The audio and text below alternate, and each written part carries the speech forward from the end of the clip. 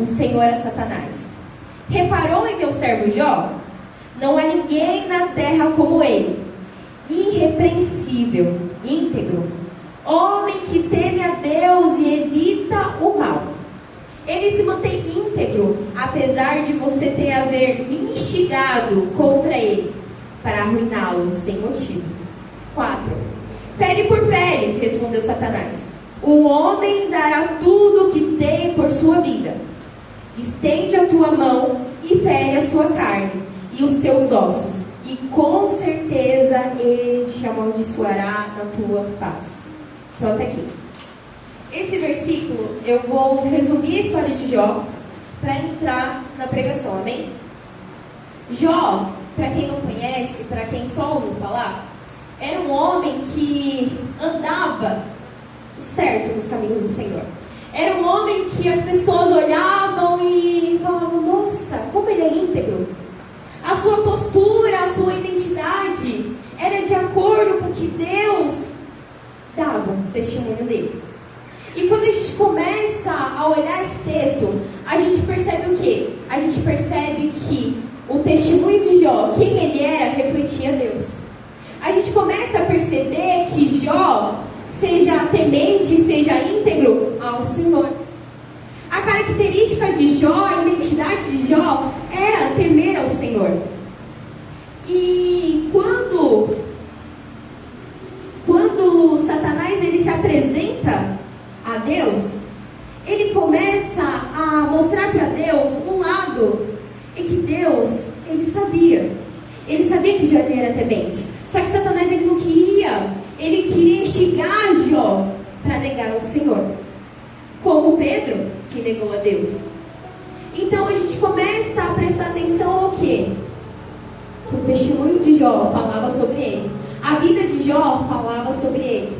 Muitas das vezes a gente quer provar, a gente quer mostrar, mas na realidade a nossa vida, a nossa história tem que estar refletindo a Deus, tem que estar refletindo a Cristo para o mundo. E Jó, ele começa a perder as coisas. Ele começa a perder finanças, ele começa a perder bois, que naquela época era dinheiro. Ele começa a perder seus filhos. Ele começa a perder tudo. E sabe o que eu começo a perceber? Que Jó ele não se abate. Nesse texto aqui, em que Satanás ele se apresenta novamente e fala: Senhor, me permita tocar na saúde de Jó, eu começo a notar que Jó, ele não tem uma dor só sentimental. Porque pensa, a gente olha, parece um conto. Mas imagina você perdendo aquilo que você tanto amava. Talvez para Jó não seja a perca, a grande perca não seja o dinheiro, mas seja os seus filhos. Imagina chegando para você notícias e notícias e notícias que seus filhos morreram. Imagina, é uma dor, é uma tristeza. Quem já perdeu seus queridos parentes, sabe? Lembrar, começa a vir lágrimas nos olhos. Então, nesse tempo aqui, Jó, ele não apresenta mais dor sentimental, mas dor física. E muitas das vezes a gente se encontra dessa forma. Porque o que mais dói não é em si somente a dor física, porque muitas das vezes medicamentos ou outras coisas nos para aquela dor. Mas muitas das vezes o que faz o homem ser abatido é sentir dor bem no coração. Sentir dor na mente, está navegando na dor, navegando no sentimento. E eu começo a pensar que muitas das vezes a gente se encontra nessa situação e a gente só quer um amigo, a gente só quer um abraço, a gente só quer uma palavra de consolo, não é verdade? Mas aqui me mostra algo bem diferente. Eu quero ler versículo 9 do capítulo 2. Então, sua mulher lhe disse: você ainda mantém a sua integridade? Que palavra, não? O pior de tudo não é passar pela luta. O pior de tudo é passar pela luta sozinho. Porque Jó, ele se encontrava sozinho naquele momento. Gente, a mulher, ela é uma base de toda a casa. Se você quer arrumar uma briga, você quer ter contenda na sua casa, imite uma mulher. A mulher, ela é a base. Atrás de um homem, irmão, atrás de um homem bem sucedido, há uma mulher que ora, é uma mulher que cuida da casa, é uma mulher que fala, ei, não desiste não, vai em frente. Os homens também têm o seu valor, tá? Não sou feminista. Mas há uma mulher. E naquele momento, Jó, ele estava sem filho, e a esposa que ele tinha falou essa palavra. O que eu aprendo aqui é que a gente critica a mulher de Jó, mas muitas vezes a gente é essa mulher. A gente é essa mulher que fala, você está cansado? Ah, eu também tô. Você está mal? Ah, eu também tô. E você começa, as pessoas começam a disputar quem está pior. Não é verdade? Ei, nesse texto eu aprendo uma coisa. Se você não tem uma palavra de consolo, se você não tem uma palavra de ânimo, se você não tem uma palavra de esperança, fique quieto. Fique quieto, porque o seu silêncio muitas das vezes dói menos do que uma palavra errada na hora errada. E esse texto mexe muito porque mesmo assim ele com dor, ele sofrendo, ele fala assim, você fala como uma insensata. Aceitaremos o bem dado por Deus e não o mal? Aleluia. Quem foi que te disse que Deus, ele só traria o bem para tua casa, para tua vida? Quem foi? Porque Deus, ele é justo e muitas das vezes a justiça, como sempre eu converso, muitas das vezes a justiça não é para o nosso bem. Muitas das vezes a palavra de não é aquilo que a gente quer escutar. E a gente tem que aprender a escutar o não. Tem que aprender a ouvir, não é o momento. Eu falo, por experiência própria, porque eu estava até pensando, quando eu comecei a ler essa palavra, eu sou apaixonada por Jó. Apaixonada. E eu comecei a pensar em todos os nãos que Deus me deu. Um deles foi, eu estava no ensino médio, e eu queria, porque queria fazer um curso, fazer uma faculdade. Aquela sensação de jovem que sempre está atrasado para tudo, eu sentia atrasada, estando no ensino fundamental. Nem fui pro médio ainda. Mas eu queria algo a mais. E uma das coisas que eu fiz foi, no 8º ano, eu comecei a estudar para a ETEC. Porque naquele momento era a modinha do século. Você tem que ter um curso preparatório, você tem que fazer isso, fazer aquilo. E eu comecei a estudar um ano antes. Tudo bem. Teve um ano estudando, no próximo ano eu tinha que prestar. Comecei a estudar também de novo. E quando foi o momento de prestar, eu não queria qualquer ETEC, eu queria a ETEC. A ETEC. E naquela época eu estava numa modinha de curso de administração. Quem conhece eu pessoalmente sabe que eu não sou de exatas. Não sou. Sou de humanas. E nesse momento eu queria administração. Queria porque queria. Tudo bem. Chegou o momento da prova, fiz a prova, falei, não, eu passei, gente, eu estou segura e tudo mais. Tudo bem. Quando saiu o resultado, gente, eu chorei, mas eu senti tanta raiva, porque eu queria uma ETEC. E eu lembro que a nota de corte era de 46 para cima. Se você tirasse 46, você passava, eu tirei 45. Imagina a raiva da pessoa. E você não podia trocar de ETEC, porque na outra ETEC, mais ou menos, eu passaria. E eu vi pessoas que não se esforçavam para passar. Eu lembro que naquela época eu até silenciei todo mundo dos estados. E nisso foi um não de Deus para mim. Hoje em dia eu percebo e falo, Senhor, é tão pequenininho uma coisa, mas se eu fizesse administração, ia ser um curso parado na minha vida. Porque não tem nada a ver comigo. O não de Deus, ele evita você perder tempo. Porque você vê pessoas que sempre roda e para no mesmo lugar. Roda, faz o que quer, para no mesmo lugar. Porque não sabe escutar o Deus. Os hebreus, ao invés de 40 dias, 40 anos. Quantas coisas na nossa vida não estão paradas porque a gente não soube escutar? Não. Não é verdade? E naquele momento, Jó, imagina, Jó ele fazia o que era certo. Jó ele era temente, mas mesmo assim, ele escutou a Deus e não a mulher. E nesse versículo também mostra algo. Mostra a chegada ao limite. Deus sabe do teu limite. Deus sabe o que você é capaz de suportar. Deus sabe o que você não é capaz de suportar. Ai, Senhor, eu não aguento mais. Sabe por que Deus não faz nada? Porque você aguenta. Deus ele não dá uma cruz maior do que você pode carregar. Mas existem dores que te tiram coisas. Muitas vezes a sua dor te tirou o descanso. Muitas das vezes a sua dor tirou alguém querido, alguma amizade, algum relacionamento. Muitas das vezes a sua dor te tirou algo que você almejava muito. Mas quer saber de uma coisa? Deus tem o melhor para a tua vida. Quer saber de uma coisa? Deus tirou, mas Ele tem algo muito maior na tua vida. Na tua casa, na tua família. Aleluia.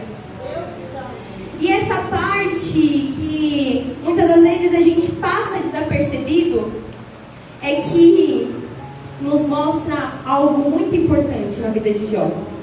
Com essa dor, com essa tristeza, ele ganha maturidade. Maturidade espiritual, que é algo que muitas das vezes a gente passa tantos anos na igreja e a gente não ganha. A gente não adquire. E isso, irmãos, Jó fazia tudo isso de ouvir falar. De ouvir falar que existia um Deus.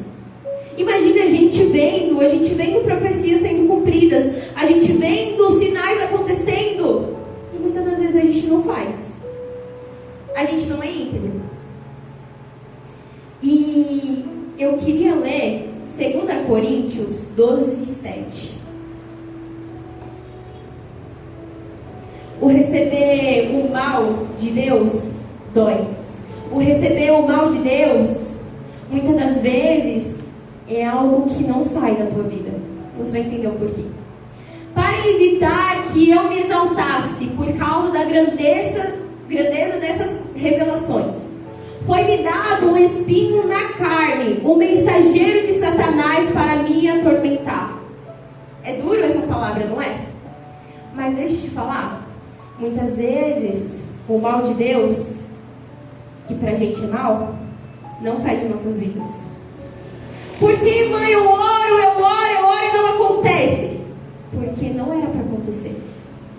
Porque aquele abençoado do meu esposo não se converte, não sai das drogas. Porque não era para acontecer. Como assim? Eu não posso ser feliz? Pode. Mas você muitas vezes tem que aprender a viver com aquilo. Muitas das vezes você tem que aprender a ser forte e falar: ei, se você não se converte, eu vou te levar para a igreja junto comigo. Ei, você não é caso perdido, não. Vem para a igreja comigo. Ei, muitas das vezes o mundo perdeu a esperança em você, mas eu não perdi e vou lutar até morrer. Aleluia. Ei, você acha mesmo que Abraão viu a sua descendência? Não viu? Você acha mesmo? Aleluia. Santo tu és, Deus. Muitas das vezes, e muitos homens da fé não viram as promessas se cumprirem. Só ouviram, só escutaram, só acreditaram, só confiaram. Muitas das vezes, irmãos, a gente espera por um milagre que a gente não vai ver. Isso aterroriza, porque a gente quer ter a certeza sempre. A gente quer ter algo assim desenhado na nossa frente, mas muitas das vezes eu vou te falar uma coisa. Não viva esperando o milagre acontecer, viva já o milagre. Não viva esperando as coisas acontecerem como você quer, viva como se já tivesse acontecido. Ei, a tua casa já serve ao Senhor. Ei, você já tem um domínio próprio. Ei, o amor já te alcançou. Aleluia. Aleluia. Porque a gente espera. A gente espera o espinho da carne sair de nós.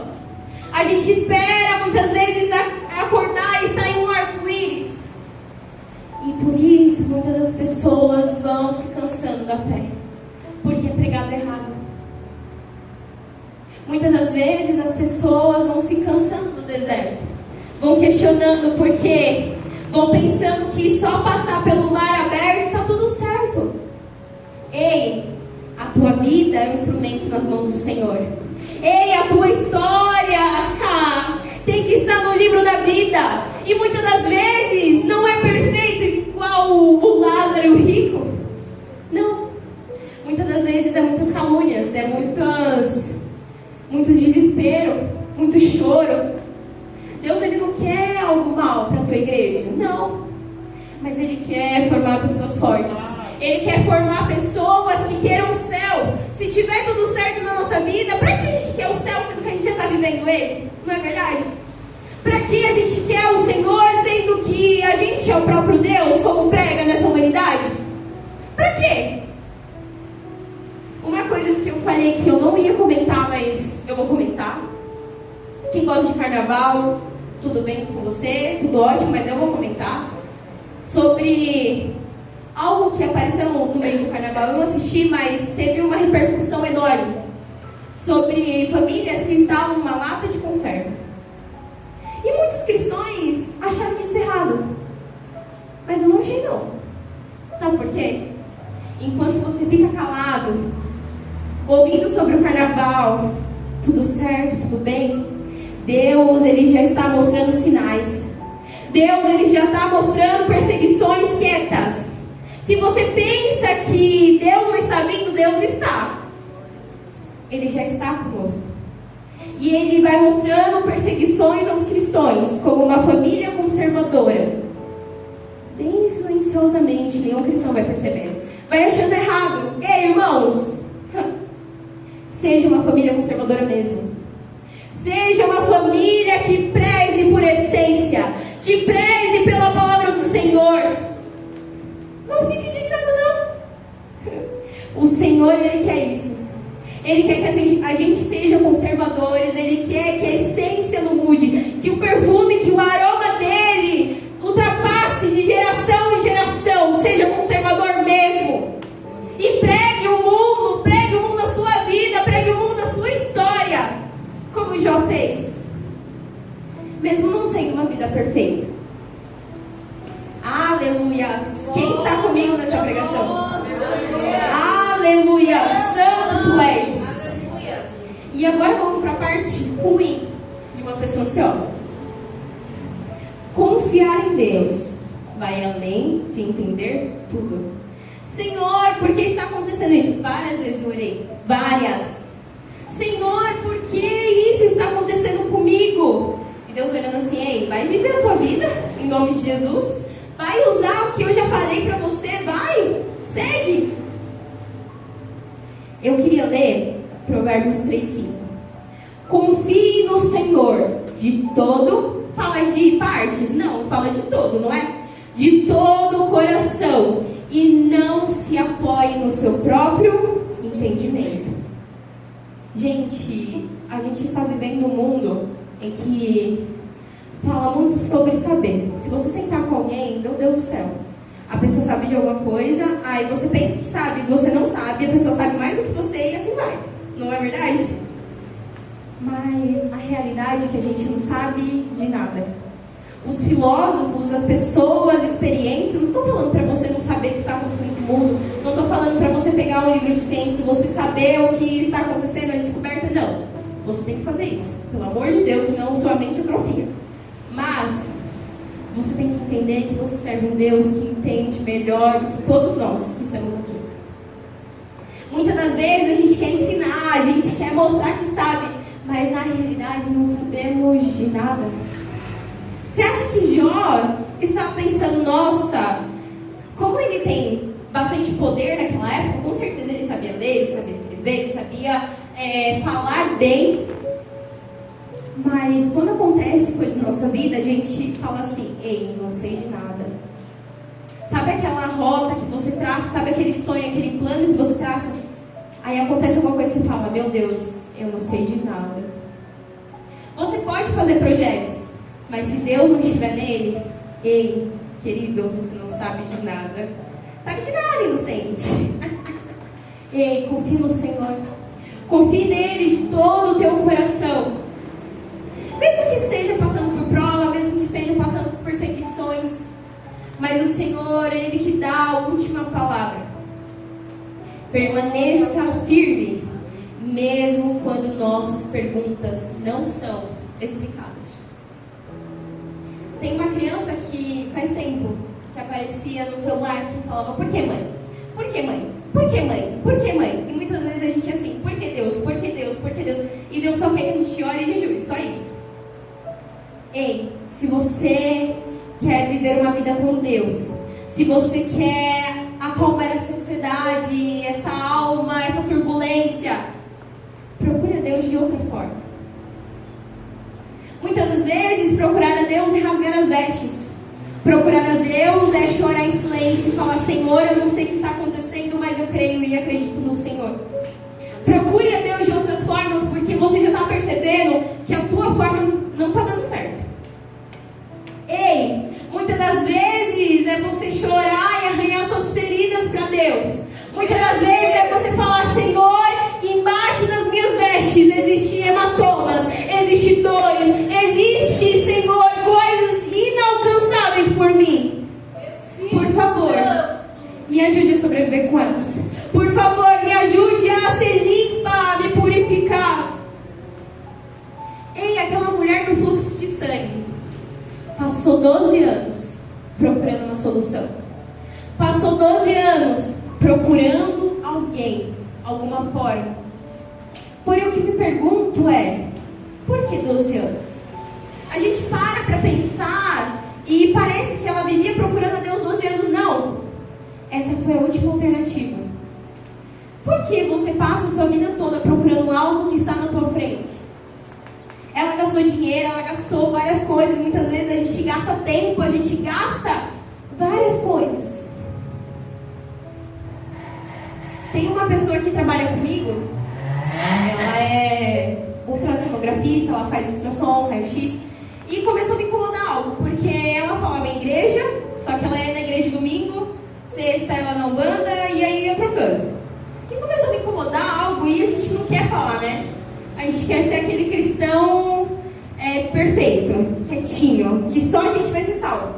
E eu falei: ei, até quando você vai ficar procurando algo que já está na tua frente? Até quando você vai ficar gastando dinheiro? Ela gastava horrores em cartomantes. Até quando? Até quando você vai buscar um amor que não supre? É Jesus que supre a nossa vida. Aleluia. Tem irmãos, tem pessoas na igreja que passam anos. E isso, gente, não é vitória. Sabe por quê? Porque não tem nada para oferecer para Deus. Porque não tem nada, as pessoas enxergam e vê só vaso quebrado. Por quê? Porque procuram algo que está na tua frente. Procuram algo que está na frente. E quando aquela mulher soube procurar, quando aquela mulher soube entregar a Deus, ela foi curada. Ei, pare de se enganar. Toque nas vestes do Senhor. Toque nas vestes, seja curado em nome de Jesus. Aleluia. Muitas das vezes não é o barulho, não. É somente uma atitude de fé. É uma atitude de querer recomeçar, é uma atitude de querer mudança. Aleluias. Deus Santo. Jó, ele sente uma dor fora do comum. Eu sofro, com fé em Deus, eu sou curada em nome de Jesus, mas eu sofro com uma alergia atópica.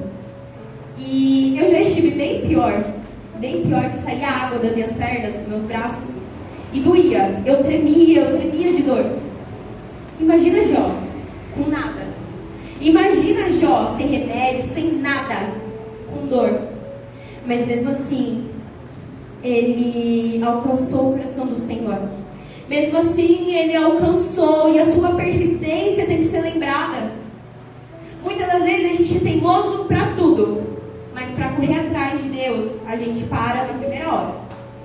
A gente cansa no primeiro momento. A gente cansa de erguer os braços, a gente cansa de dar a glória, aleluia, a gente cansa. Ei, mude a rotação da sua persistência. Mude a sua persistência e comece a persistir e acreditar no Senhor, que a tua vida vai mudar. Aleluia! E para finalizar, eu ouvi uma frase que mexeu comigo, que fala assim: entendimento traz segurança. Você entender de algo, um exemplo bem fácil. Eu não sei dirigir, mas o pastor Thiago sabe. Então, quando ele entra dentro do carro, é o quê? Segurança. Eu falo, não, ele sabe. Se eu vou com a pastora Samara, eu tenho medo. Mas enfim. Entendimento, entender, traz segurança para você. Controle. A pessoa que é controladora, não sou eu, tá, gente? O Gustavo sabe, em nome de Jesus. Mas a pessoa que é controladora, ela traz conforto. Já ficou com alguém controlador? Ela sufoca, mas ela sufoca de um jeito que traz conforto pra você. Tipo assim, ei, você não sabe de nada, fica quieto, só se segue. Entendeu? Você não vai passar fome com essa pessoa, porque ela vai extorquir todo mundo, mas você não vai passar fome. Você vai ficar confortável. Por isso que muitas pessoas vivem relacionamentos abusivos, porque elas não sabem viver só. Porque elas estão acostumadas com migalhas. Por isso. Então, entendimento traz segurança. Controle traz conforto. Mas a verdadeira fé nasce na ausência de ambos. Você quer ter uma fé verdadeira? Ou você quer ter uma fé que é inabalável? Não seja confiante. Não traga segurança, porque a sua segurança vai ser o Senhor. Não traga, não queira controlar a situação. Ei, deixa eu falar. Ei, pare de viver pelas pessoas, viva para Cristo. Viva para o Senhor. Ei, a sua fé vai nascer na ausência de ambos. E para finalizar, eu queria ler Jó 19:25.